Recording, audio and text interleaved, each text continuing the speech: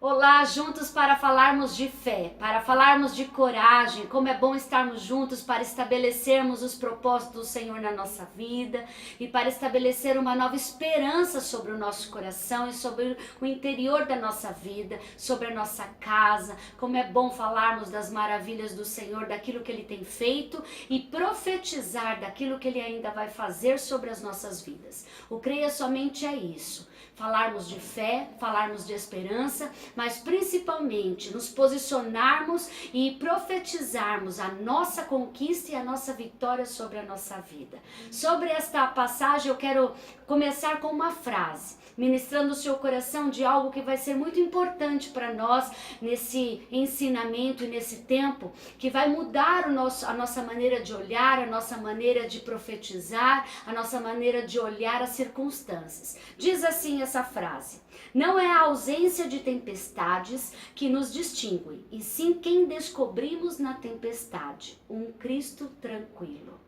Quando eu li essa mensagem, me tocou muito meu coração e eu regozijei no Senhor e me alegrei, porque muitas vezes os nossos olhos enxergam algo e a nossa mente está pensando em algo, está meditando em algo e aquilo nada é verdade. Aquilo é uma imaginação. Então o tema da mensagem de hoje é realidade vezes imaginação.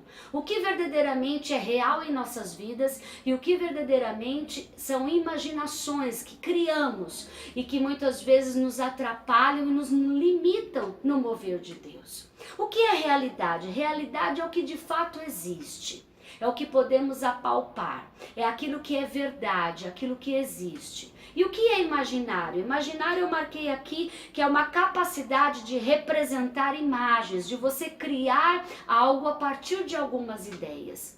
Quantas vezes essas duas coisas estão se confundindo espiritualmente em nossas vidas? Aquilo que verdadeiramente é real estamos imaginando e aquilo que é imaginação estamos tomando aquilo na nossa vida como se fosse real. E Cristo vai trazer sobre nós um entendimento e vai ministrar o nosso coração numa passagem muito linda que está em Marcos capítulo 4, a partir do versículo 35. Você conhece essa passagem e eu gosto que vocês realmente conheçam a passagem para que possamos falar outros itens, outros princípios para realmente tomarmos posse da nossa vitória. Diz lá, a partir do versículo 35 do capítulo 4 de Marcos, diz assim: e naquele dia, sendo já tarde, disse-lhes: passemos para a outra margem. E eles, deixando a multidão, o levaram consigo assim como estava, no barco, e havia também com ele outros barquinhos. E levantou-se grande temporal de vento, e subiam as ondas por cima do barco, de maneira que já se enchia de água. E ele estava na popa, dormindo sobre uma almofada, e despertaram-no, dizendo: mestre, não te importa que pereçamos? E ele, despertando, repreendeu o vento e disse ao mar: cala-te, aquieta-te. E o vento se aquietou e houve grande bonança. E disse-lhe: por que sois tão tímidos? Ainda não tendes fé? E sentiram um grande temor e diziam uns aos outros: mas quem é este que até o vento e o mar lhe obedecem? Essa passagem ela é muito linda e rica em detalhes e ensinamentos que hoje nós vamos colocar em prática. A primeira coisa que eu quero te perguntar: o que de fato é real em sua vida? O que realmente você pode apalpar? O que realmente é verdade em sua vida? E o que é imaginação em sua vida? Temos que parar para pensarmos nisso, porque muitas vezes estamos tão limitados espiritualmente, estamos buscando coisas diante de Deus que são imaginárias. E aquilo não é para nós, aquilo não é real, aquilo não está realmente sendo colocado nas nossas vidas por Deus em nossas vidas. Mas aqui nós podemos observar nessa passagem que os discípulos estavam muito além de enxergar uma realidade. A palavra de Deus diz que os discípulos, a partir do versículo 35, eles foram ordenados por Jesus para ir para a outra margem. Um dos ensinamentos que eu quero colocar aqui para nós hoje é que todas as vezes que Jesus quiser fazer algo em nossas vidas e nos ensinar, tirar-nos da limitação humana, tirarmos daquilo que é aparente, tirarmos daquilo que muitas vezes nos limita, Ele vai fazer com que nós venhamos a nos locomover, sair do cômodo, sair daquilo que é comodidade, aquilo que é fácil para nós, aquilo que estamos acostumados a estar e a fazer. Ele fez com que os discípulos saíssem, entrassem no barco e fossem para outra margem. Então, um dos ensinamentos para nós hoje, nós vamos ter que nos locomover, permitir que Jesus nos mova para uma outra margem, para um outro lado, para uma outra circunstância. Não reclame quando Jesus te colocar numa situação adversa, numa situação diferente da que você já está vivendo. Talvez os seus dias estejam tão lindos, maravilhosos, porque você está acostumado a viver aquela rotina, aquelas conquistas diárias, aquela maneira de fazer as coisas. Mas se você quiser crescer, amadurecer em Jesus e ser um discípulo e uma discípula e viver o sobrenatural de Deus, tenha certeza que Ele vai te mandar para outra margem, porque é lá que você vai aprender novas coisas, agir pela fé, conquistar e entender que muitas vezes aquilo que é real aos nossos olhos é uma mera imaginação espiritual, e nós podemos viver o sobrenatural como uma realidade realmente sobre as nossas vidas, no sobrenatural e na fidelidade do Senhor. Diz aqui no versículo 36 também que aquilo era esperado para eles. Diz que eles estavam no meio da multidão. E ali no meio da multidão, fazendo o que eles sempre faziam, Jesus disse para eles: eu quero que vocês se reúnem, entrem no barco e vamos para outra margem.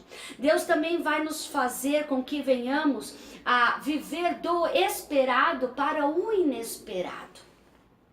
Muitas vezes o inesperado nos traz medo, nos traz desconforto. O inesperado muitas vezes nos tira daquilo que é cômodo, e o Senhor vai fazer com que venhamos a viver o inesperado para entender que o sobrenatural verdadeiramente é o real nas nossas vidas.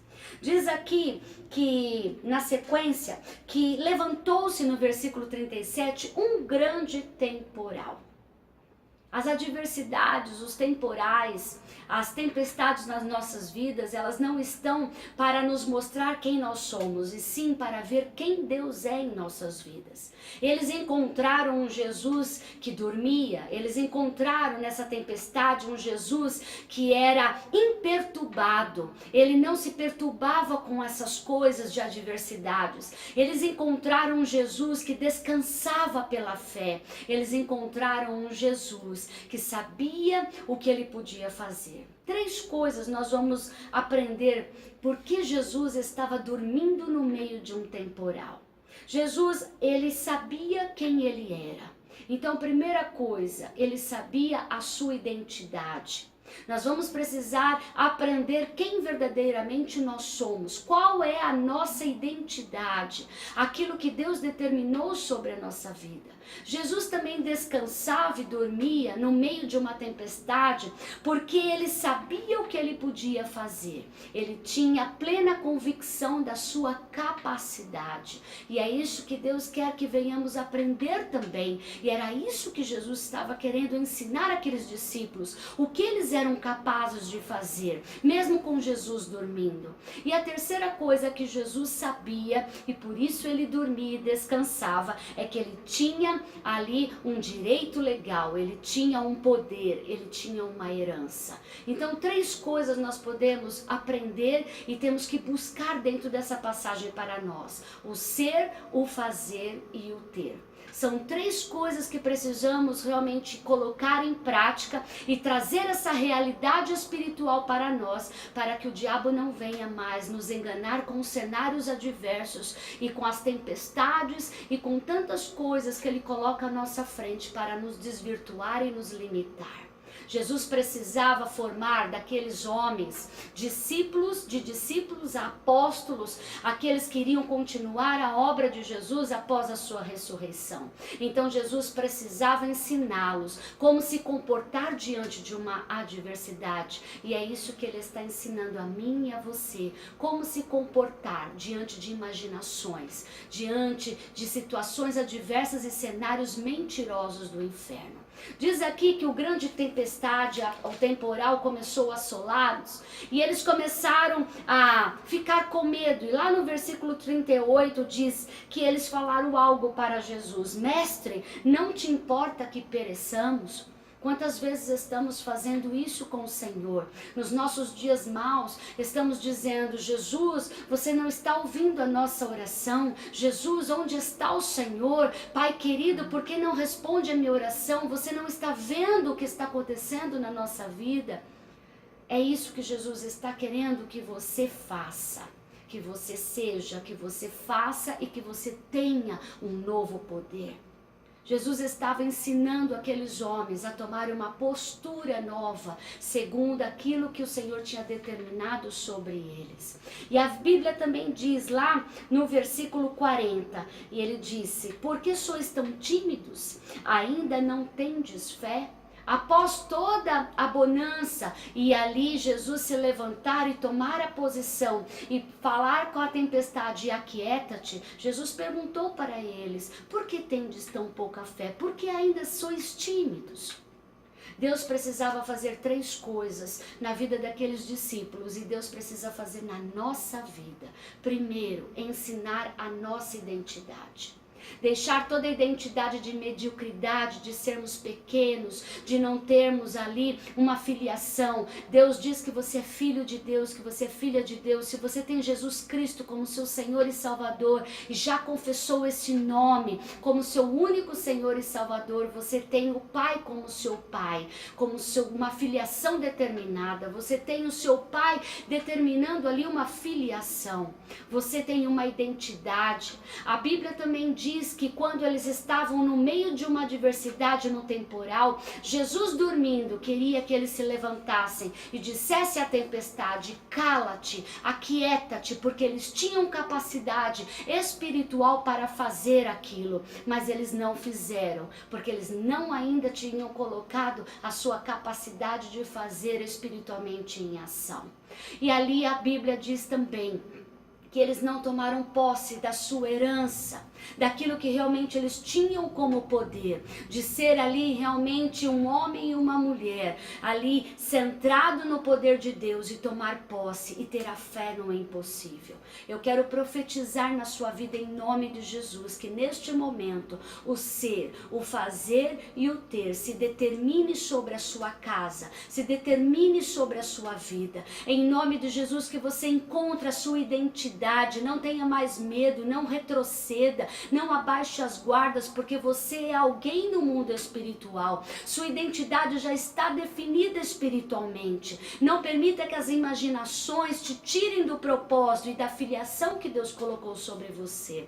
Eu profetizo que o fazer e a capacidade para realizar está nas suas mãos hoje. Não retroceda quando os cenários são adversos, quando as tempestades estão à sua frente. Não precise acordar Jesus para fazer com que a tempestade se acalme. Ele já te deu poder, ele já te deu unção, ele já determinou o que você pode fazer. Então abra sua boca, profetize, chame o inesperado e chame a realidade espiritual para a sua casa. E eu profetizo que o ter será sobre a sua vida, ter a herança, ter o poder de Deus, ter a unção, o chamado do Senhor centralizado sobre a sua cabeça para um novo tempo de conquista, e as misericórdias do Senhor se estabelecem. Em nome de Jesus eu profetizo que tudo aquilo que foi mentira do inferno, as imaginações do inferno caiam por terra agora, e a realidade espiritual, como aqueles discípulos viram,